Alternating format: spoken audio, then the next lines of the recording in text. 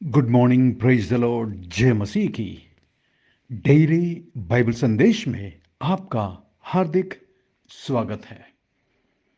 आज 18 नवंबर है और परमेश्वर को धन्यवाद कि उसने हमें फिर से एक नया दिन दिया है, एक नया सवेरा दिया है, ताकि हम अपने जीवन के चाल चलन, सोच विचार और आचरण के द्वारा उस परमेश्वर को महिमा दें जिसने हमें ये आज की जिंदगी दी है। और वैसे भी हमारी जिंदगी उसकी अमानत है, क्योंकि उसने हमें अपने पुत्र यीशु मसीह के लहू से खरीद लिया है। अब हम अपने नहीं हैं, हम उसके हैं। इसलिए हमारे जीवन से, हमारे चाल चलन से प्रभु यीशु मसीह को महिमा मिलनी चाहिए। आज की तारीख के अनुसार आज हमें दूसरा कुरिन्थियों 6 अध्याय और उसकी तीसरी आयत से आगे हम पढ़ेंगे। यदि आपके पास अपनी बाइबल हो तो हमारे साथ जरूर खोलिएगा। और हमारी प्रार्थना है कि आज के डिवोशन के द्वारा, आज के इस बाइबल संदेश के द्वारा परमेश्वर हम में से प्रत्येक के दिलों से बातचीत करें। आइए हम पढ़ेंगे दूसरा कुरिन्थियों 6 अध्याय और उसकी तीसरी आयत से। हम किसी बात में ठोकर खाने का कोई भी अवसर नहीं देते, ताकि हमारी सेवा पर कोई दोष ना आए।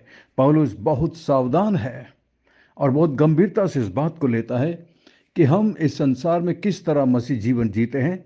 ऐसा जिए कि हमारी बातों से, हमारे चाल चलन से, हमारे व्यवहार से किसी को भी ठोकर ना लगे।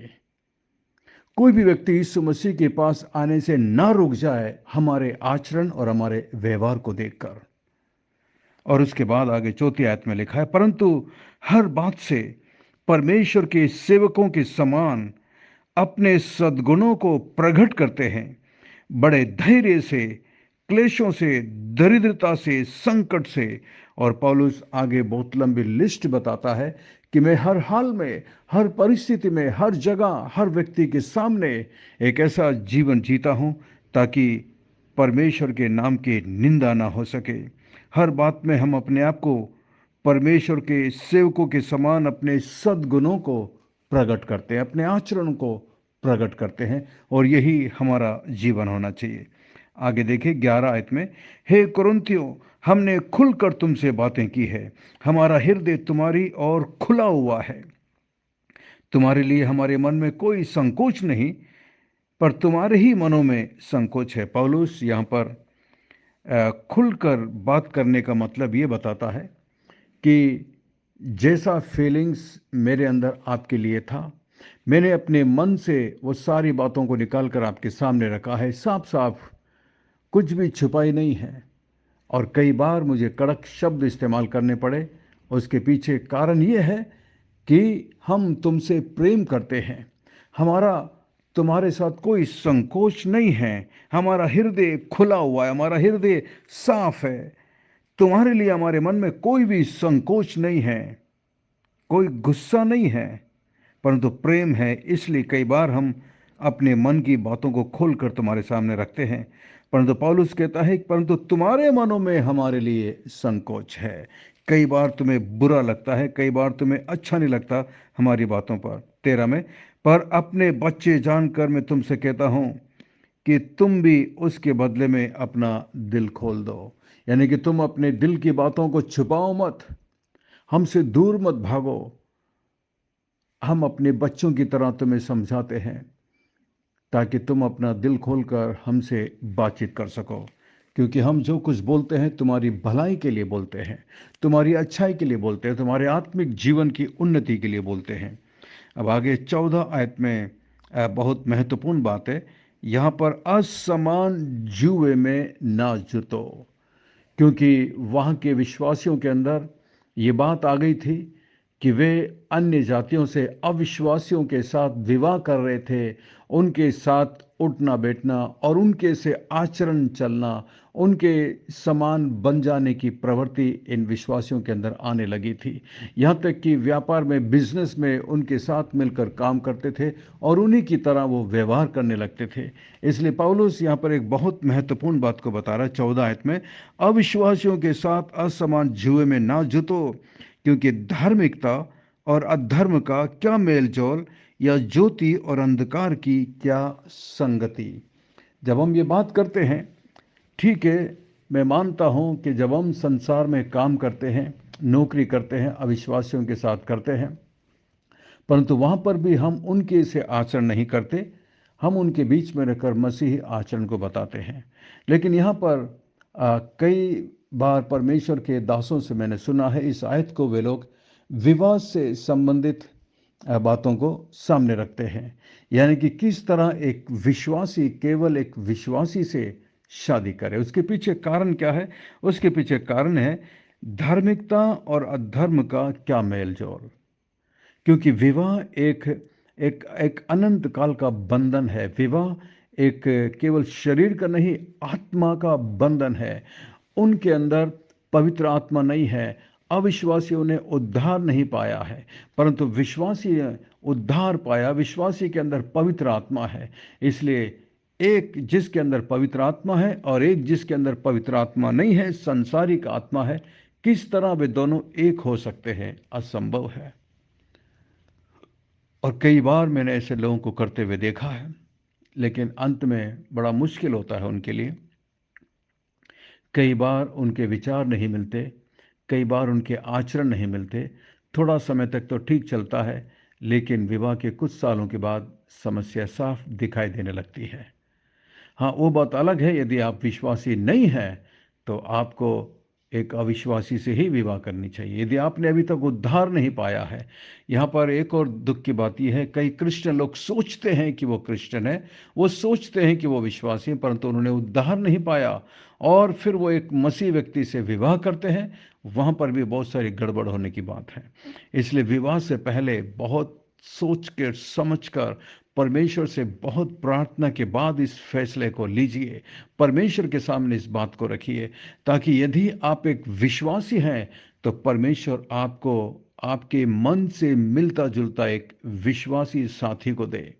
क्योंकि पौलुस यहाँ पर साफ साफ कहता है कि धार्मिकता और अधर्म का क्या नाता, क्या क्या मेलजोल, या ज्योति और अंधकार की क्या संगति।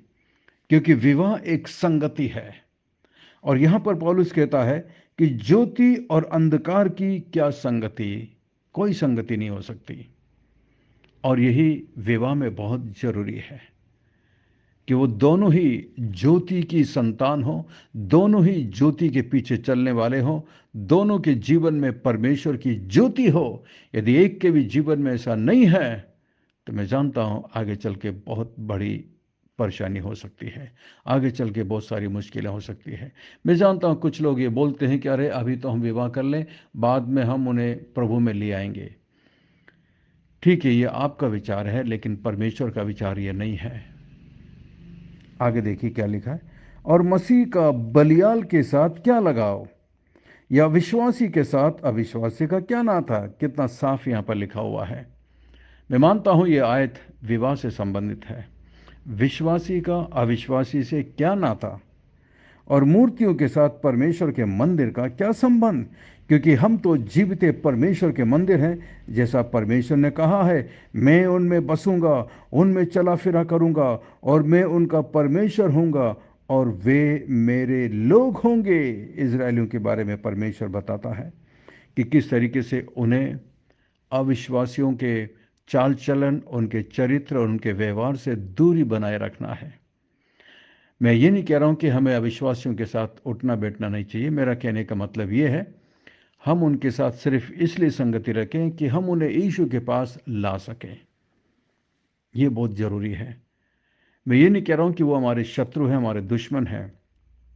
अगर हम उनसे दूरी बना लेंगे तो हम उन्हें कैसे सुसमाचार सुना सकते हैं। मैं यहाँ पर विशेषकर विवाह की बात कर रहा हूँ।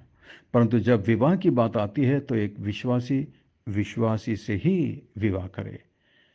और यदि आपने कभी प्रभु यीशु मसीह को अपना उद्धारकर्ता स्वीकार नहीं किया है, उद्धार पाइए, प्रभु पर विश्वास करिए, उसे अपना मुक्तिदाता मानिए, अपने पापों का पश्चाताप करिए उद्धार पाकर, और फिर परमेश्वर से प्रार्थना करिए कि वो आपको आपके जीवन से मेल खाने वाला एक जीवन साथी को तैयार करे।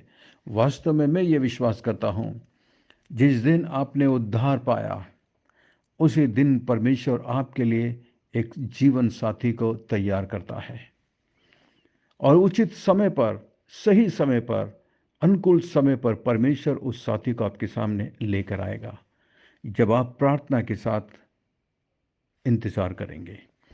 क्योंकि परमेश्वर खुद चाहता है कि आपका जीवन साथी भी एक विश्वासी हो, ताकि आप दोनों मिलकर एक साथ बैठकर बाइबल पढ़ सकें, प्रार्थना कर सकें, परमेश्वर के भवन में जा सकें और अपने बच्चों को प्रभु की शिक्षा में, प्रभु के ज्ञान में बढ़ा सकें। आगे लिखा, इसलिए प्रभु कहता है उन 17 आयत में, उनके बीच में से निकलो और अलग रहो और अशुद्ध वस्तुओं को मत छुओ, तो मैं तुम्हें ग्रहण करूंगा और मैं तुम्हारा पिता हूंगा और तुम मेरे बेटे और बेटियां। और सर्वशक्तिमान प्रभु परमेश्वर का वचन यही है।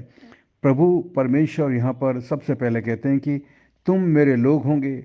दूसरी बार परमेश्वर कहता है कि मैं तुम्हें ग्रहण करूंगा, और उसके बाद 18 में तीसरी बात, मैं तुम्हारा पिता होऊंगा और तुम मेरे बेटे और बेटियां होंगे। कितनी अद्भुत बात है, कितना सही बात यहाँ पर पौलुस बताता है। इसलिए हमें इस बात पर बहुत बहुत ध्यान देना चाहिए।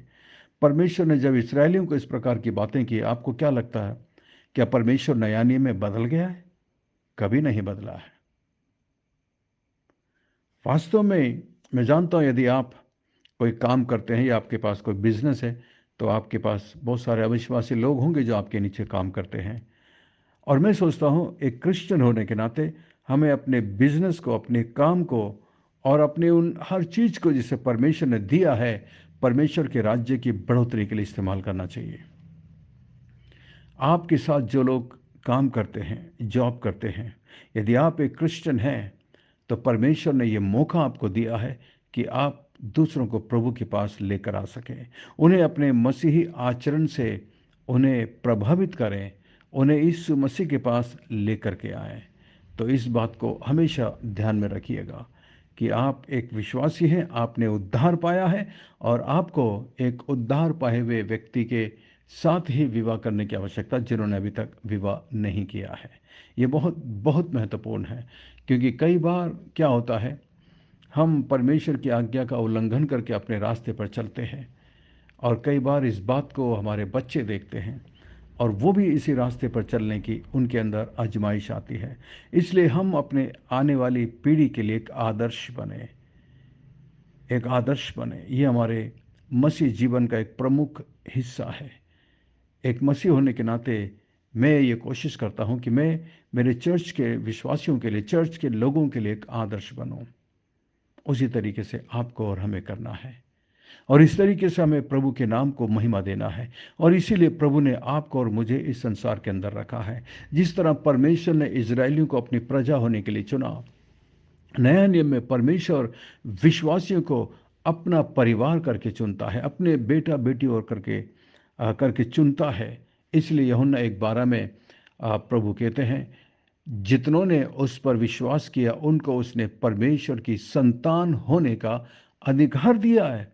आप और मैं परमेश्वर की संतान हैं। इसलिए परमेश्वर की इच्छा और परमेश्वर की योजना हमारे जीवन में सबसे महत्वपूर्ण चीज़ होना चाहिए। जब हम ऐसा करेंगे, परमेश्वर हमारे जीवन से प्रसन्न होंगे, परमेश्वर हमारे जीवन से खुश होगा और परमेश्वर हमारे जीवन में अपनी आशीषों को उंडेलेंगे। परमेश्वर इस वचन के द्वारा आपको आशीष दे। आइए हम प्रार्थना करें। जब मैं प्रार्थना करता हूं, आप भी मेरे साथ अपने सिरों को झुकाएं, अपनी आंखें बंद करें और परमेश्वर से इस वक्त मेरे साथ प्रार्थना करिएगा। परमेश्वर आपकी प्रार्थना को सुनता है, जवाब देता है। आइए हम प्रार्थना करें। स्वर्ग में विराजमान जीवित और जिंदा परमेश्वर, अनुग्रहकारी दयालु पिता, धन्यवाद। धन्यवाद आपके पवित्र वचन के लिए, धन्यवाद आपकी सारी आशीषों के लिए, धन्यवाद। महान परमेश्वर, हम पर अनुग्रह करिए। महान परमेश्वर, हम पर दया करिए। महान परमेश्वर, हमें अपनी पवित्र आत्मा के द्वारा प्रतिदिन चलाइए, अगुवाई करिए प्रभु, ताकि हम अपने जीवन के चाल चलन आचरण से आपको प्रसन्न कर सकें। हमारी मदद करिए कि हम पवित्र आत्मा की आवाज़ को सुन सकें। पवित्र आत्मा हमें काबू में करे, हमें वश में करे प्रभु। धन्यवाद आज के वचन के लिए, धन्यवाद प्रभु। हमारी मदद कर, हमारी सहायता कर प्रभु। जितने लोग इस वक्त मेरे मसीह भाई बहन मेरे साथ प्रार्थना कर रहे हैं प्रभु जी, आप प्रत्येक की प्रार्थना को सुन लीजिए। प्रत्येक की प्रार्थना को प्रभु जी आप सुनकर अपनी इच्छा के मुताबिक जवाब दीजिए। मैं जानता हूँ प्रभु, बहुत सारे लोग इस वक्त आपसे प्रार्थना कर रहे हैं प्रभु जी।